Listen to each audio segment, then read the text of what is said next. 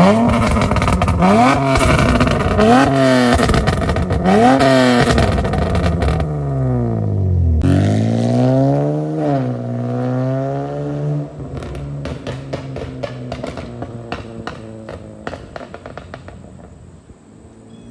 up, guys? I'm going to do a quick video on my pop umbrella tune for my 2016 Accord Coupe.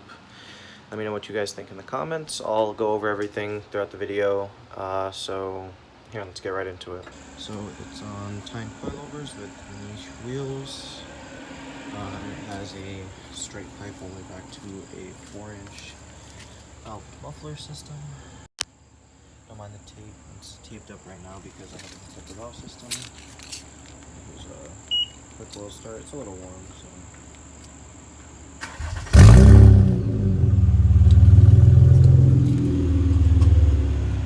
To get the same results as my car, I pretty much have a Stage 2 AV air intake, straight pipe pretty much all the way back to the 4-inch muffler.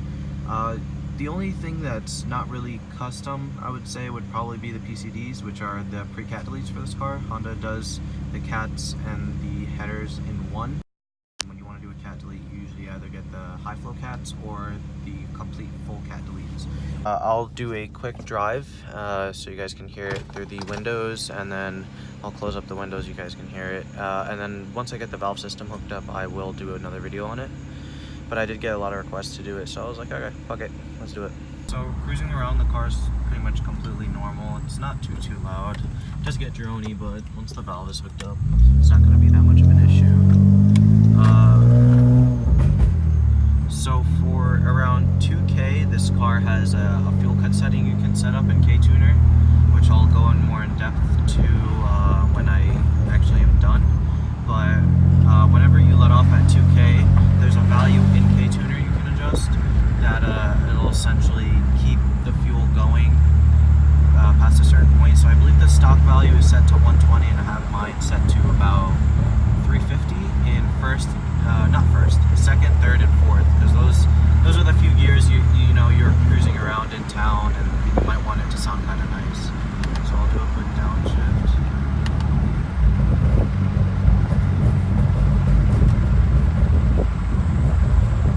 This is what most people do for like a kind of a nice little burble tune for this car. A lot of people know about it. If you do, you know, you're great.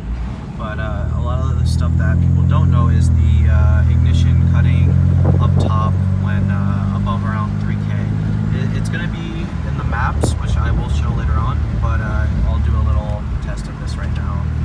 Get it to higher.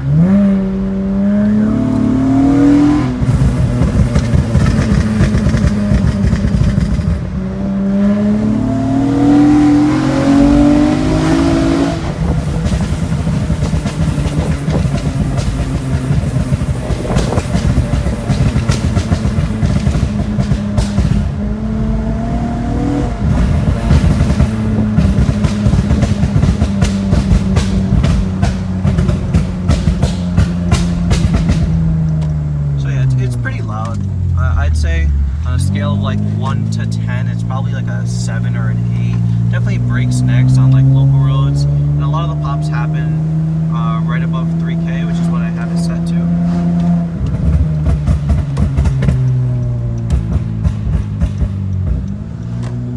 But about under that, it gets pretty regular. It goes down to like the, oh, still popping a lot. Probably because the exhaust is hot.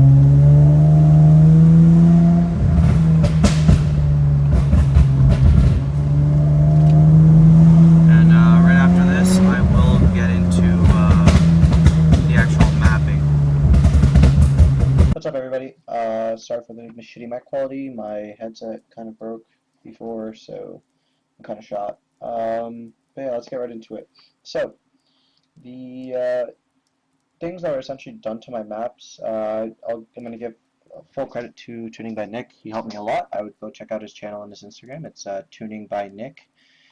But yeah, he helped me out. He gave me some great advice on what to do and how to set up everything. He went in TeamViewer and helped me out. So Essentially what he did was he went to the ignition maps and did negative values past a certain point. So I believe in the video I said 3K. My bad, I'm retarded. It was around 2K, 2K all the way up to pretty much red line. So I believe this is the lower end when you're not on the throttle as much. Don't quote me on that. I have these values set to -10, which is a really solid pop. And I have the higher end when I do kind of heavier pulls. I have it set to -13 for even louder pops. But yeah, that's essentially what I have done. For most cars, depending on what you have, like what car you have and what tuner you're using, I would do some data logs and see what your deceleration maps are, in what columns they kind of end up when you're off the throttle and the car is decelerating by itself. I would check that out, and then you could probably add these values in. If you do have the automatic version of my car specifically, don't fuck with the VCM ones. I would not at all. In fact, I have VCM completely turned off because it's annoying. It numbs throttle response, although it does save a bit of gas for longer road trips. I would not fuck with any of these values. I'd keep them at where they are. But for the regular ignition, I would modify these ones, and let me know what your results are in the comments or on Instagram. My Instagram is Sleepy Accord. Also, I did want to mention the reason I'm running a -13 is because I did see that one of my good friends, Matt, was spitting flames on a -13 value. So let me pull up his Instagram right now. He has a really nice BRZ that I would love to show right now. Here's his BRZ, and then here's a nice picture of him getting flames. For my car, I pretty much want the same thing. I've been working on the maps for about a week and a half on and off, and -10 to -13 has been a decent